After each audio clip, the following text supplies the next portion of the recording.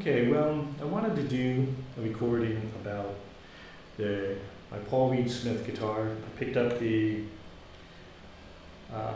Paul Reed Smith SE Custom 24, and this is the quilted maple finish that was available through Sweetwater. And part of what I fell in love with was the finish, because I just really like this finish. I think it's a little more unique than just a regular grain. It's got a nice binding to it. I do like that. I like the finish of the guitar. I like the feel of the guitar. It is lighter. This is about 8 pounds, 7.9 I think. So it's a little lighter than, I have a Les Paul that's 11 pounds, and I have a Telecaster, and I was looking at the FMT Telecaster because I really like the flame maple top, and I'm very familiar with the Telecaster.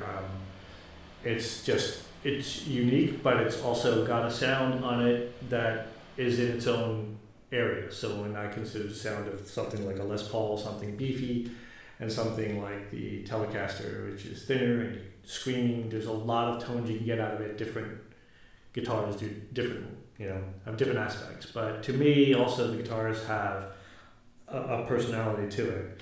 I do like this neck. The inlay is not opal. It's I believe there's ceramic or what have you, but it's the standard PRS inlay of the birds in the neck.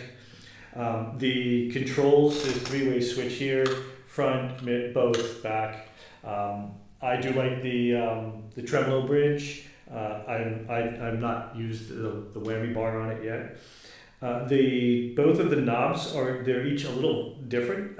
Tone is extremely easy. It just slides with no resistance whatsoever, and volume has a slight resistance. So just by touch, you can tell which one you're playing with. And also the tone knob is a push-pull for splitting the coils from the front and the back. So I can play either single coil on front, single on both, single on back, so here. And the way I thought I'd do this is, overall, I've really gotten a nice feel for this guitar. I've done some practice with it. The neck was a little bit different for me to get used to, but I think that's true on any new guitar. I've not had a Paul Reed Smith before. I find this, it's like a thin C type of neck. I adjusted to it very quickly, and mostly I've been playing a Telecaster and on and off the Les Paul. So I found this neck to kind of feel like it was right in the middle. So it hit for exactly what I was looking for. And so just to give you a quick idea, test setup, I'm going into a board with a tuner. I do have distortion, overdrive. I have a carbon copy, MRX.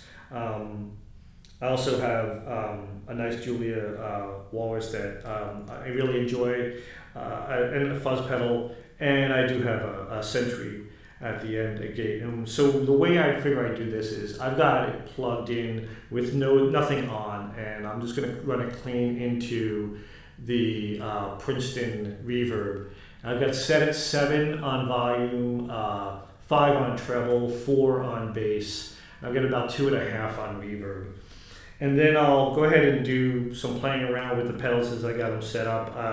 I try to do a 0 gain so they're not just jumping up. I'll just, I'm going to play through a little bit, and what I'm going to do is while I'm playing, I'll just go through some of these knobs on my own and just give you an idea of the sound that it has. Just right off my opinion, because I did see a video of somebody who said PRS, he thinks that these pickups suck. He said they're a piece of garbage, and he put on Seymour Duncan's, which I'm sure did a fine job. As a matter of fact, I listened to it and I could hear the difference. Seymour Duncan had a different sound to it.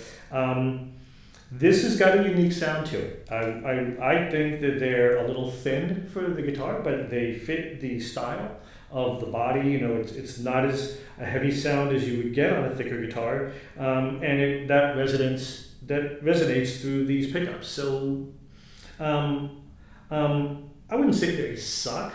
Like I said, you know, draw your own conclusions. I think putting in a set of Seymour Duncans and Danny guitars never really a bad thing.